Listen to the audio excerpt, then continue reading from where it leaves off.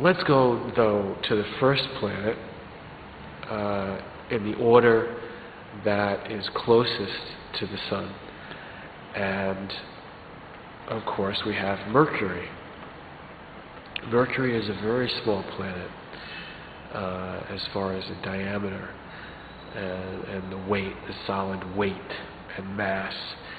Mercury is a very hot place, and it's a dry place. Supposedly it has no atmosphere because it's so close to the Sun that everything is just burned away. Mercury happens to relate in astrology to thoughts, communication, ideas, just the brain in general, the nervous system. Now, I don't want to go into too much of a description. Maybe I'll just give you a few key words, but we just want to basically learn the planets. Number 2 from the Sun is Venus. Venus is known as the planet of love, or the goddess of love, according to mythology of the Romans and the Greeks.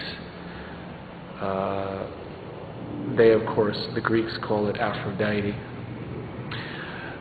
The next planet is the Earth, so that's our own planet, and you don't read the Earth as a planetary influence, you just read it as the center, which everything is in relation to it. So after the Earth, the next planet is Mars. Mars is known as the planet of war and violence and physical activity. In mythology, it's the god of war. Okay, so moving on, you have the asteroid belt, and then you're getting farther away from the Sun, but you reach a giant planet, the biggest planet, and it's called Jupiter. Now, after Jupiter, you have Saturn, which is well known for its rings. It has visible rings. You can see it with an ordinary telescope. Many of the other planets have rings. 3 of the other ones, I should say, including Jupiter, but they're not visible to the naked eye, and you need a lot more powerful magnification to see the rings. Okay, so after Saturn, you have Uranus, and that is a strange planet, not because of its name. You know, that's an old joke. Uranus is important because its axis is turned 90 degrees against where everyone else is. Most of the planets rotate with their elliptical plane, their equatorial plane, somewhat equal to the solar plane, the ecliptic. But if you look at Uranus, it's tipped on its side, and that's very unusual because its north and south pole are actually parallel to the ecliptic.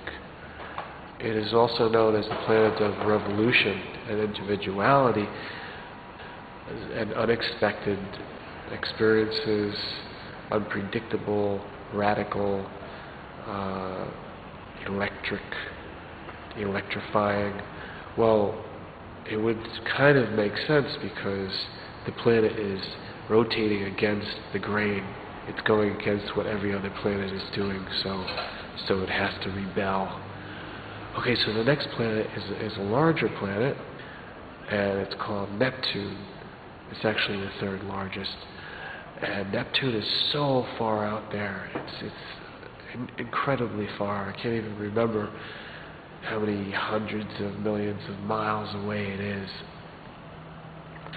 And then beyond that, we have Pluto, which, strangely enough, is sometimes closer to the Sun and closer to the Earth than Neptune is, because its orbit actually comes in closer than the Neptunian orbit. So it doesn't have a completely circular orbit. like a squashed orbit. So those are all the planets. After Pluto, we don't know. There are a few other planets that have been theoretical. Planet X, Nibiru. There's comets. There's other planetoids. One of them is Chiron. So these things, as far as I'm concerned, are not important for the beginner. In fact, when you get more experience, you may find out that they're not even worth using or trying to interpret, because their influence is probably so small. There's so much really to focus on with the other planets: the Sun, the Moon, Mercury, Venus, Mars, Jupiter, Saturn, Uranus, Neptune, and little Pluto. So with all these things, we keep ourselves busy.